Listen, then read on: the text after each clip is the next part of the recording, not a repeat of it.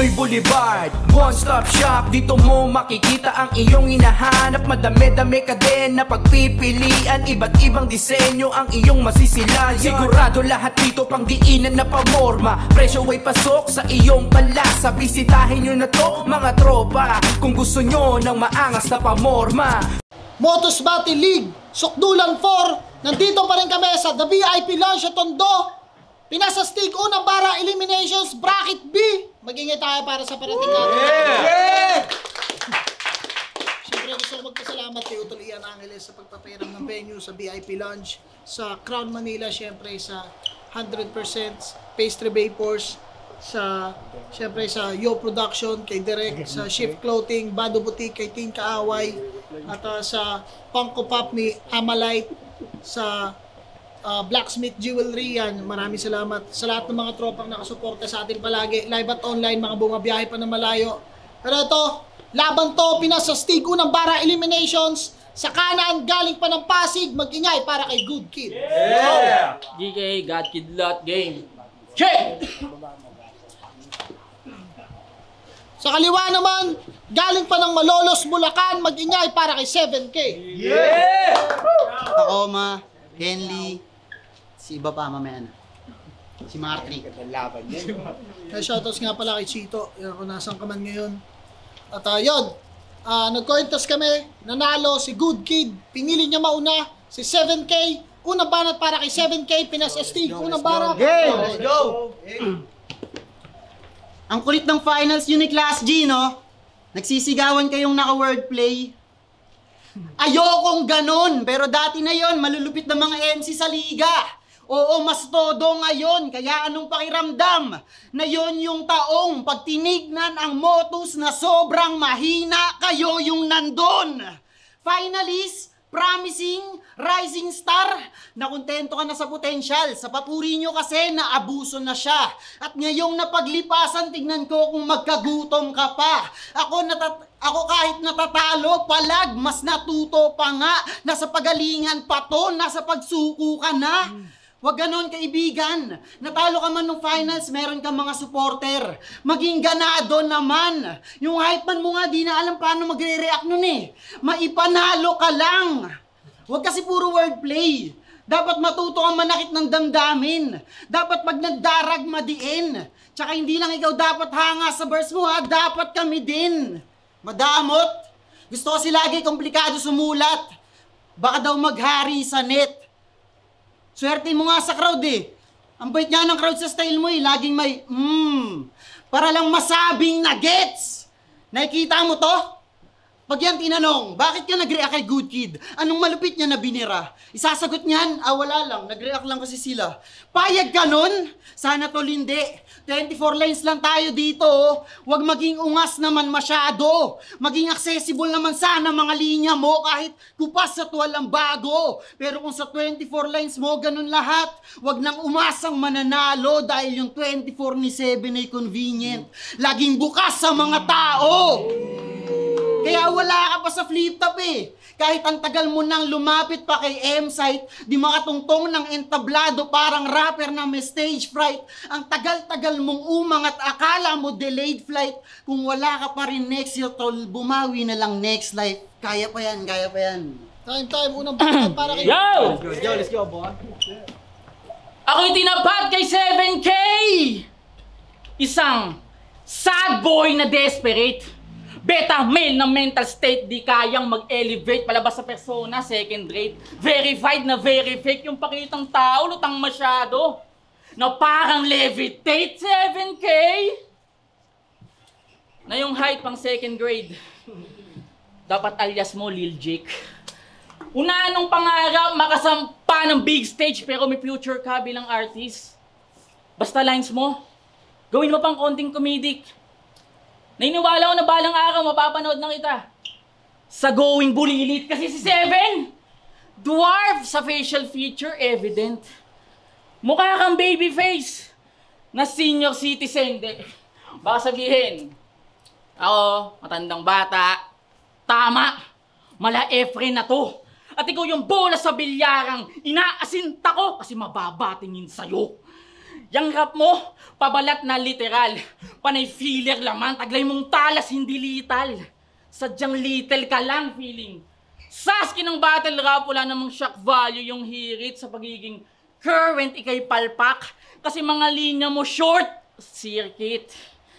Nagkaroon lang naman ng spark karera mo nung nakalaban mo si Epi. Tapos sunod-sunod na mga talo. Kahit lumalaban consistently, nakabawi lang nung tagpasan. Nakasurvive sa catastrophe, so technically, kaya mo lang manalo kapag kaharap battle FMC. Tas recently, talo ka na naman. Talagang hanep ang katangahan. Napasa kamay ka ng Grim Reaper, buhay mo'y kapit at nahawakan. Kaya hindi ka na 7 karat. Isa ka na lang gamit na kasangkapan dahil ang kahulugan na ng 7 karat ng kamatayan. Hangad ngayon, mag-comeback niyan. Kaso hindi ito pagkasagip o kasawian maituwid. Dahil sinundo ka na ng kamatayan. At sinundo ko lang pabalik para sa kamatayan, hatid ulit. Tayo, pangalawang banat. Yo, alam nyo ba, singer din to? Di nyo alam?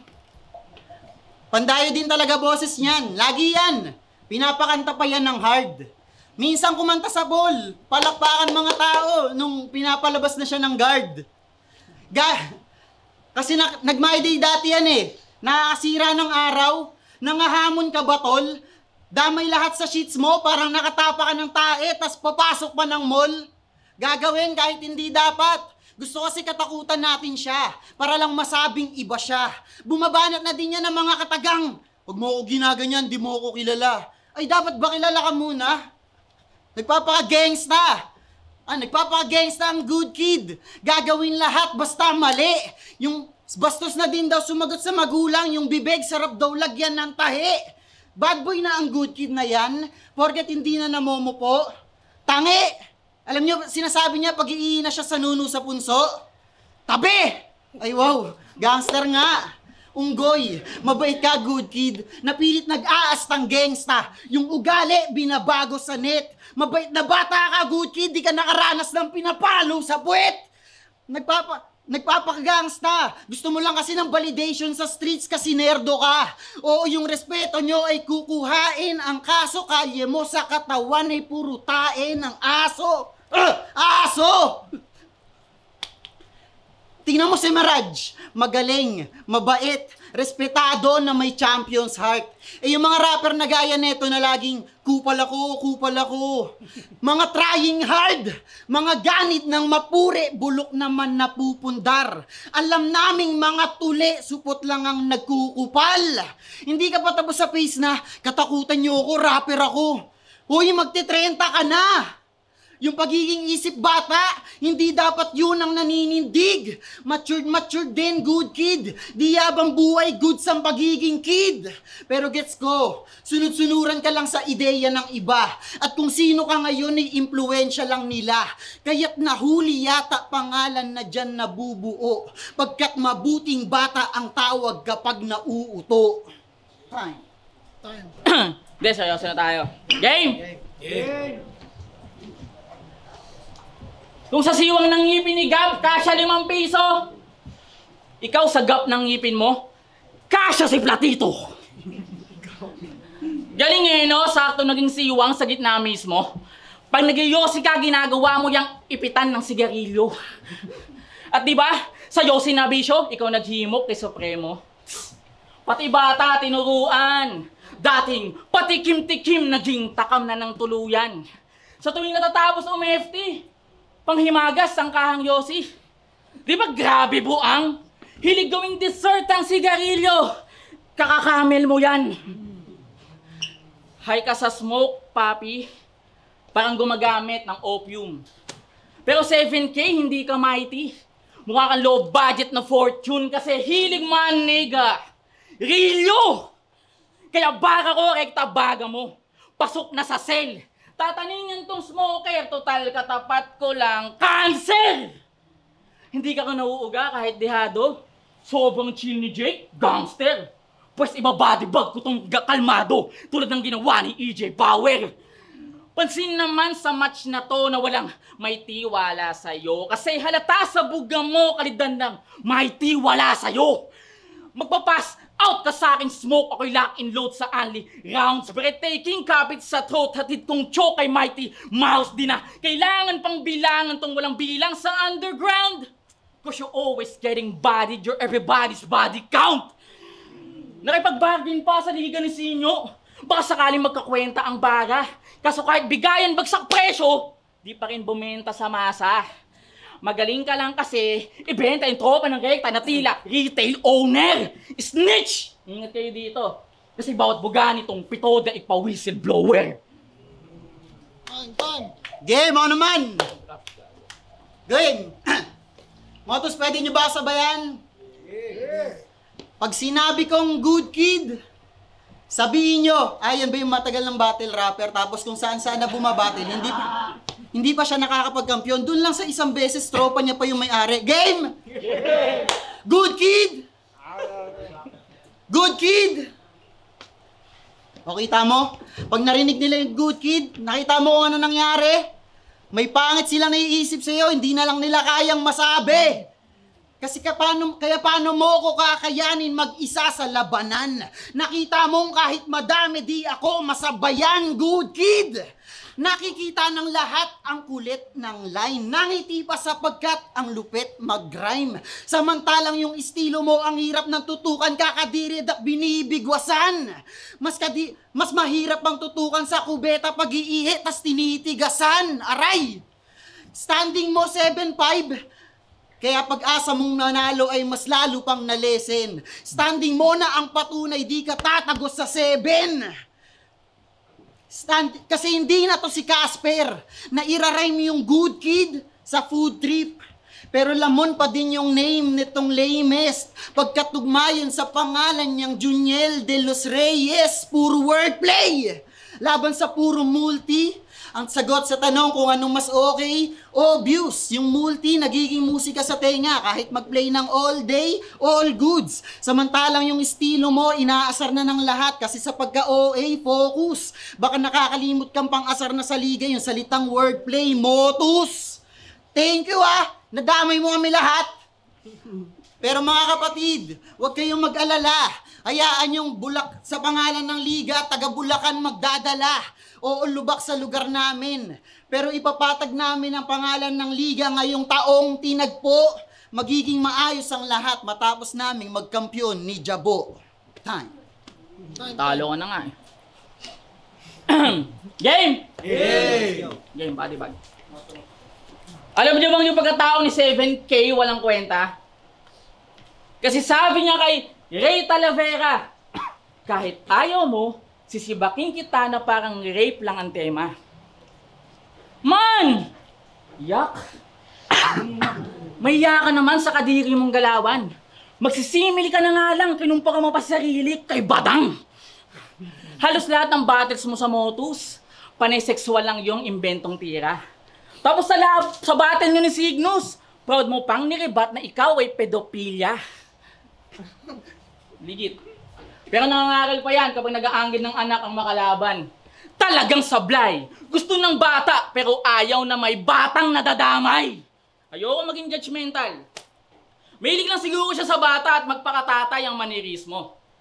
O baka may nimiss lang na FMC. Kaya umaastang amarito. Uy! Alam kong hirap ka pang tanggapin ang malagim na tadhana. Na ikay sumobra na sa Kim kaya broke pa rin kay Katana. Niyabangan yung Katana na di uubra sa ira ng barel. Yan tuloy, tinabas ka na mixing dila ni Vergel. Pabidang mapapel! Masyado ka kasing naging maere sa mababa mong lipad.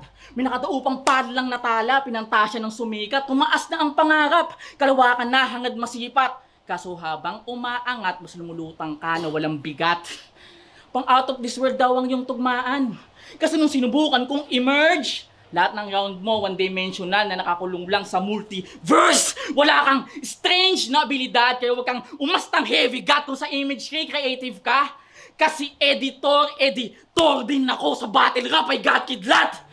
Dito sa tournament, itong 7, drop malabo nang mag-level up. Kaya nga yung elimination, ikaw yung isang mata tanggal na parang Fetty Wap. Magiging para sa laban na yun. Motos Battle League, Sukdulan 4, Pinasastig, unang bara, eliminations. Kung nagustuhan nyo, mag-ingay pa kayo isang beses para sa Siyempre, gusto ko magpasalamat sa VIP Lounge sa pagpapahiram ng venue, kay Utol Ian Angeles, sa mga suot ko, Crown Manila, siyempre 2 kay Eras, ni Bayaw Slakwan, at shoutouts nga pala siyempre kay Bayaw Pistolero, at siyempre kay Paul Larawan sa pagbisita sa aming munting liga. Pero yun, ang boto ng Murado, mag-a-advance sa second round, 2-1. Mag-ingay para kay Good Kid. Shoutout kay 7K. Shoutout kay 7K, shoutout sa kuya ko, Phil Bien, tas sa kasama ko, A-Breezy. Yon, 7K. Shoutout kay Gemma sa girlfriend ko, kay Shanti bagong dating, wala akong sa mga kagrupo ko, walang dumating, sayang, di nila napanood yung galing ko. Yan, shoutout kay Good Kid.